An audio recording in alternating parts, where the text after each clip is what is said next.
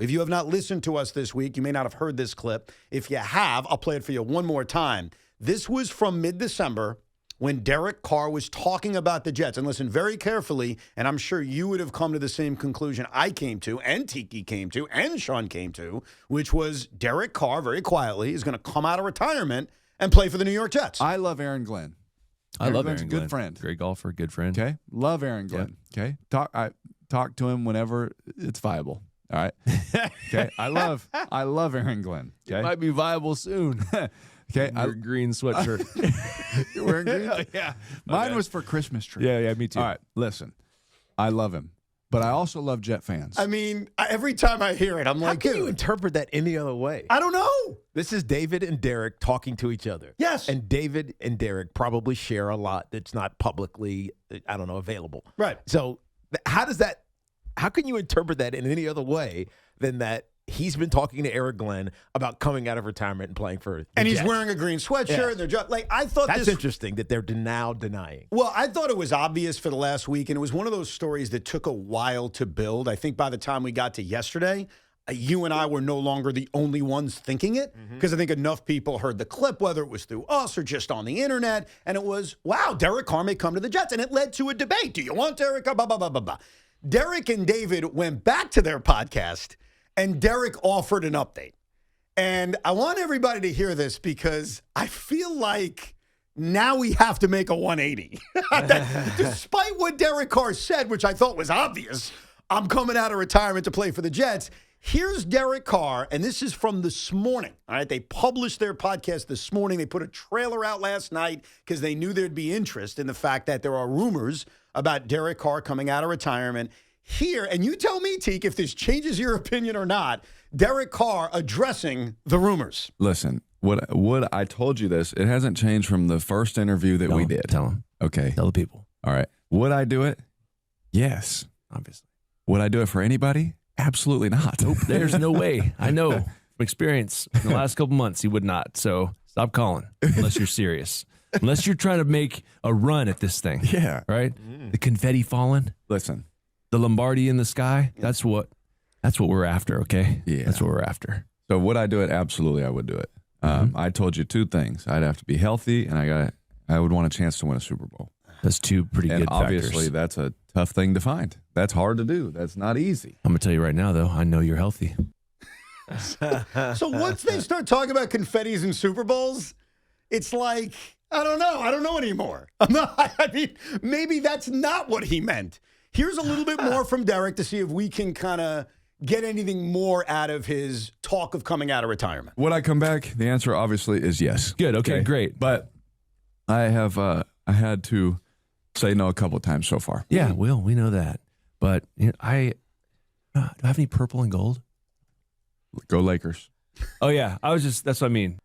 Okay, so here's what we got from Derek Carr. All right, if we're looking for a Derek Carr update. That was just to toss people off the scent. Well, that was the Vikings, right? Yeah. Okay. That was to toss people off the scent. You think so? 100%. So he's telling us, he's confirming, yeah, I'm definitely thinking about coming out of retirement. The stories are true, Right.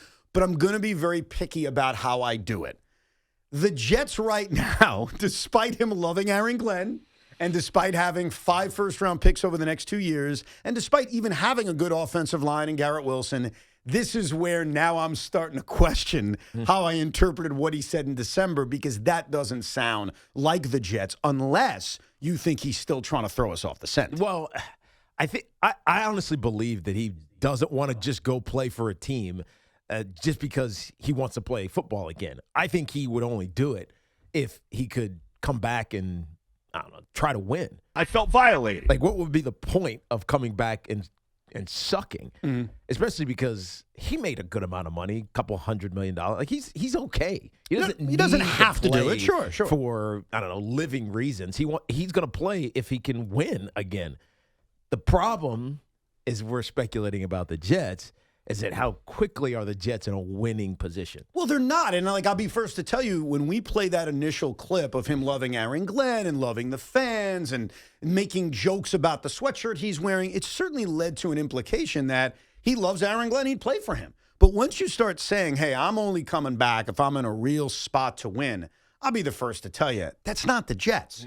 So unless what he's saying is just not true, and again, he's throwing people off the scent, if I'm going to listen to his words and believe him, then we're not an option. I mean, unless he views the Jets in a far different way than you and I do. Right. Well, I mean, I don't know how you can view the Jets. And so it now makes the Jets in a very difficult position because it felt like Derek Carr, even if it wasn't real, was a possibility about who's going to be the quarterback next season. Now I don't know who that is. Well, because Trinidad Chambliss is not coming out. Oh, God. I mean, Ty Simpson, I guess, if you want to take him with your second first-round pick this year. But it doesn't feel like there's an obvious answer unless you go looking at some of the veterans who are likely to be Tua Tagovailoa. Yeah, that guy. And Kyler Murray, who has a ridiculous cap hit, and it'd be hard to fit him in. But, like, where do you go? Well, in fairness, I like Derek Carr. I don't even think Derek Carr is an obvious guy. Like, I think every single person we're going to talk about for the next month until free agency, until the NFL draft, there's a debate around it. There's no obvious answer. And what's crazy about the Jet quarterback situation is we can literally list 100 names. Like, we could sit here, and we probably will for the next month plus, going through all the different possibilities. There is no universal answer. There is no obvious choice. I thought Derek Carr on a lot of levels made sense. I've heard some of the criticisms over the last couple of days about him, his age, how good he is, where it's going to take you. The thing about Derek Carr is that I've seen him play at a relatively high level, and I also think he's young enough, not that he's 25, but he can play 4 or 5 years. Yeah. And the NFL is not a league in which I'm looking 10 years down the road. I'm looking at the next 3 to 4 years. And if he could be my quarterback for that period of time, isn't that a fair amount of time? That's how even the top quarter, except for Pat Mahomes, who signed a lifetime deal basically with the Kansas City Chiefs, most of these quarterbacks, whether it's Dak Prescott or even Joe Burrow, their deals are relatively short. Right, and that's in part because it protects the team should something happen, but it's also so that if Dak Prescott or Joe Burrow has a ridiculous top of the NFL season, they can get paid again. Right. And so I think the quarterback position is fluid in so many ways, but it is still so impossible to find the good ones if you don't have one. No doubt about it. Now, when Derek says, I'll only come back to compete for a championship, which was certainly implied, I start to rack my brain and say, Derek, you're in a tricky spot because how many teams are close to a championship and are looking actively for a quarterback and look at you, Minnesota. I think Minnesota is an absolute option, and that's why they implied it with the purple.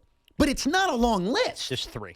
You got 3 teams that fit that? Go ahead. Let me Minnesota. Minnesota. The other one would be right now Pittsburgh. What's going on with Rodgers?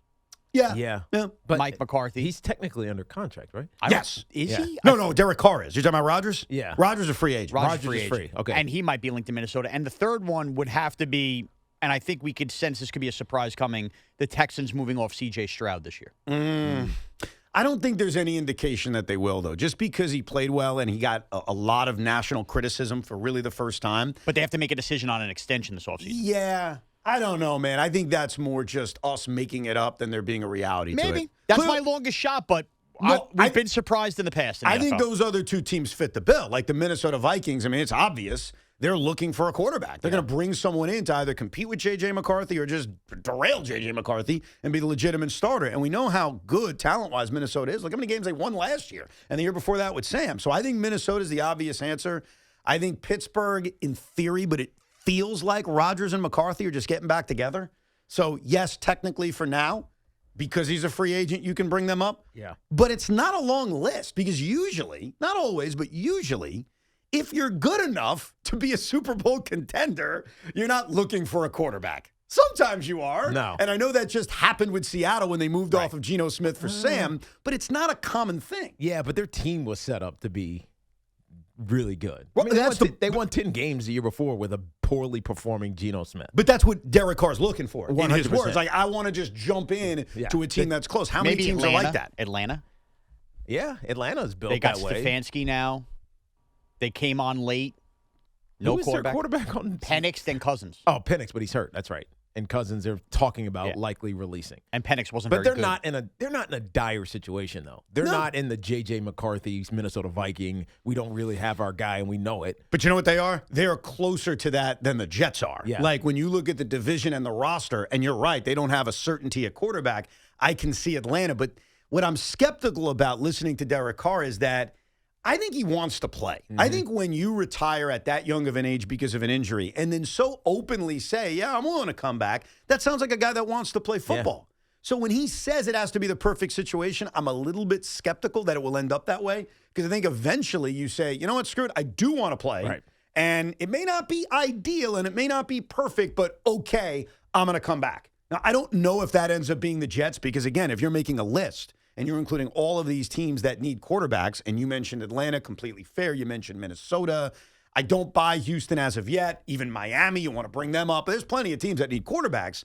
I wonder how far down the list the Jets would be to Derek Carr unless he truly loves Aaron Glenn and Jet fans the way he described in that first but clip. I think he loves Aaron Glenn as a golfing buddy. Not as a coach to take care of his NFL career? Exactly. Well, what right. about Bill Musgrave, who we had success with? Yeah, That's another little wrinkle to it. Yeah, but I think that's a reach. That's a small little convenient connection. So your interpretation, and you're very good at listening to what people say and telling us what they really mean, between Derek Carr flirting with Glenn and Jet fans from last month to what he just said about, I'll come back, but it's got to be a perfect situation. Where do you think that leaves the Jets and Derek Carr? He's not playing for the New York Jets. He's not playing for the Jets. Unless the Jets have maybe the greatest offseason in the history of off seasons, he is not going to be a Jet. Well, how do you define that, by the way? Like they've got a ton of picks and they got a ton of cap space. You got a ton of cap space, so you sign, I don't know,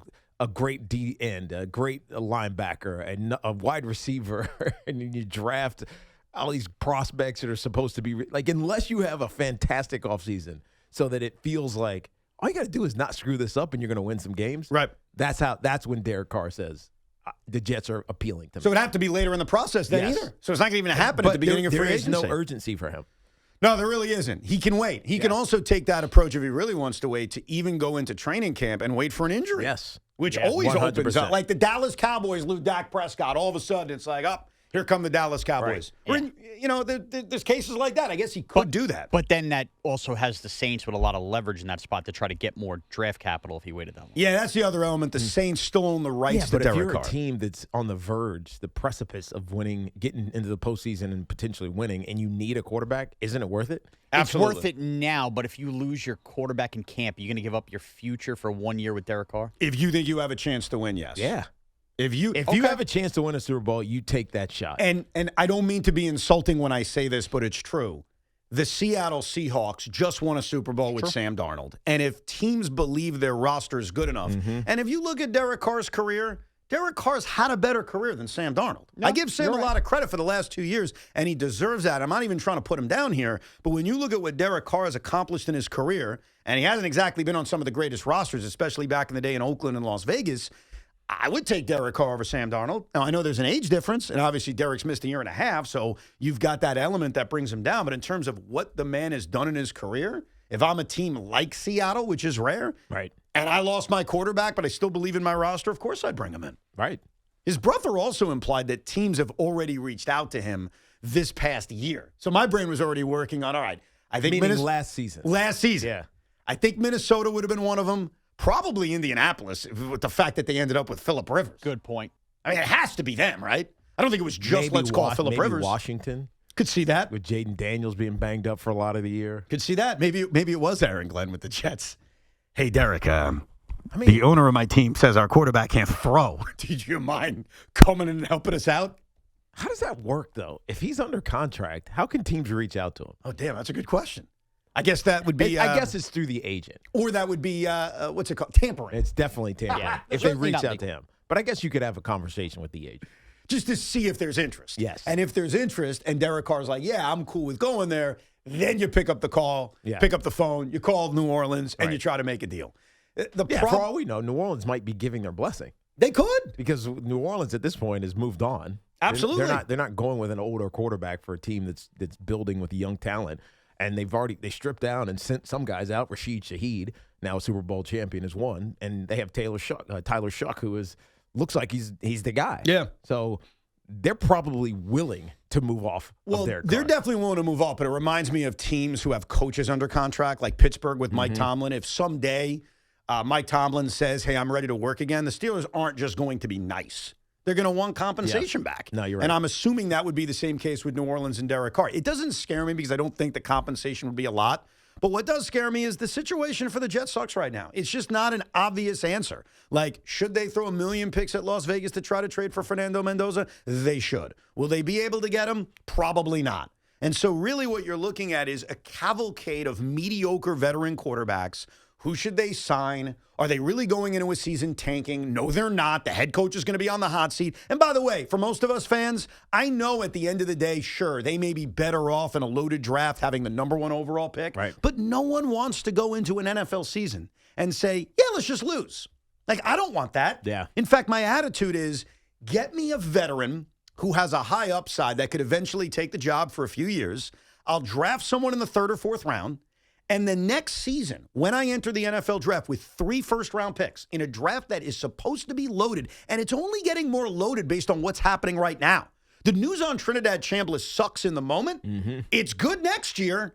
Same thing with Dante Moore. It sucked in the moment. It's good next year. We have no idea where Arch Manning's going to fall, and we have no idea what other quarterbacks bounce into the first round. So how about this plan?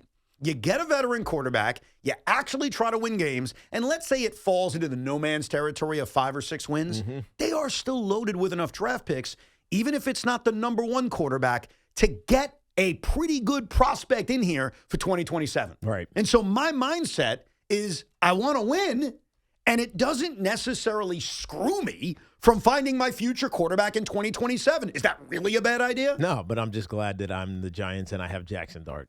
You know something? I hate you. Welcome to hell. I mean, great. Because we had this conversation for how many years?